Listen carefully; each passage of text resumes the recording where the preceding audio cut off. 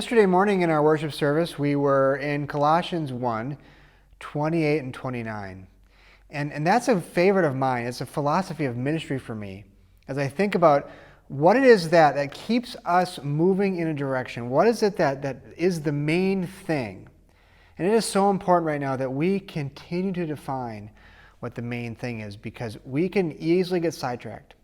The church, I believe, is in a season of clarification, in the sense that we are having to define who we are. We're having to be smart and strategic about what we do and how we do it. And so we're going to do the main things, the right things, the things that make a difference for what the mission is, and that is to make disciples of Jesus Christ.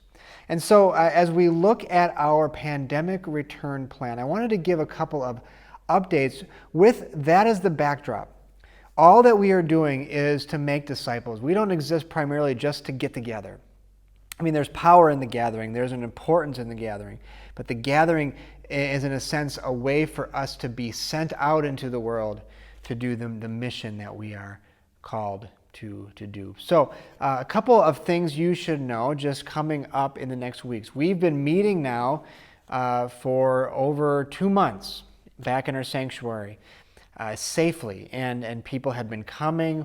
We've seen in recent weeks more people sort of showing up again here and there, and it's great to see people. It's wonderful that we're able to do that. And so I would encourage you, if you're comfortable doing that, to do that. Stop in sometime. If you want to come a little late and leave a little early, that works out fine too. Some have done that. And maybe you've skipped the singing, maybe in the first 15 minutes of the service, or have left early. That kind of thing, so they don't have to maybe get too close to people or whatever it might be. So that's an option. But it'd be just wonderful to see you here. And again, I understand if you can't. There are other things coming up that might be of interest to you as well. As you look at our website under the pandemic plan, under latest news, you'll notice that September the 13th is kind of an important date.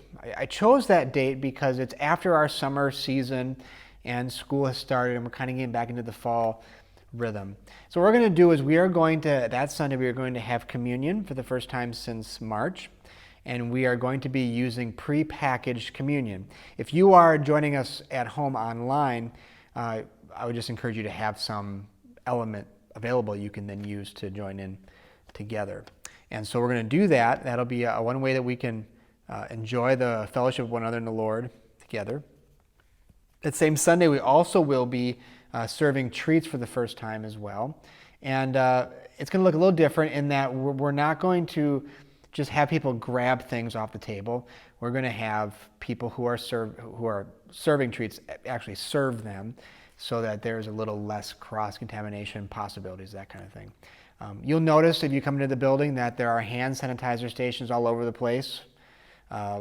We also will have some hand sanitizing wipes out. You can use those. And just our spacing continues to be what it is. We are now at 50% capacity, which gives us about 130. So we've got quite a bit of room there for that indoor worship service. So that's one thing. That's an important one. That's number the 13th. October the 7th is our target date for Awana and youth. There's going to be a staff meeting coming up. I know we have sent out things to try to get information. Who's coming back, who's comfortable, and who maybe needs more time. And trying to get a good list of both students as well as leaders and trying to match that up. And we found it's about half. It's about half our leaders and about half of our students. And so that'll work out nicely. We'll do what we can with what we have. So October the 7th is our target. We will not be having a meal served right now and for the foreseeable future, just because there's too much in that we can't control. And there'll be some transition things with moving kids around and disinfecting of items, and game time will look a little different. But the core of Awana will be here. The core of what we're doing will be here, and that is to make disciples of children and families. So pray for that. There's a lot of moving parts in that, and things, of course, can change as school begins here as well. We also asked about nursery workers because there was some desire for that, and so I just put it out there, asked a question. What do we have for leaders? Well, we haven't gotten many responses on that, and so we have had out of 12 nursery workers, we've had 4 responses. 3 of them are no's, and 1 of them is a yes. And so I would encourage you to respond to that and let us know. If we have enough people, we will open the nursery up.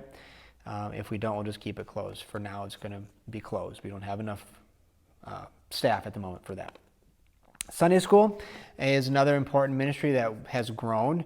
When we first came here 5 years ago, we just started a simple all-family Sunday school class, and it was just all the kids and all the parents kind of together in one group, and over the years it's grown to 2 classes, to 3 classes, and that's fun to see. We are not sure who we'll have for students.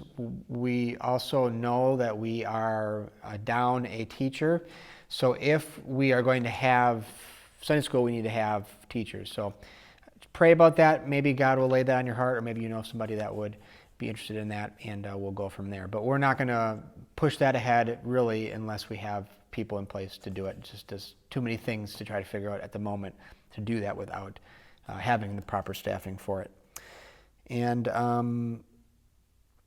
yeah, we had a really nice time last evening outdoors for an online worship service. One thing that I was trying to do there was kind of test drive our live stream.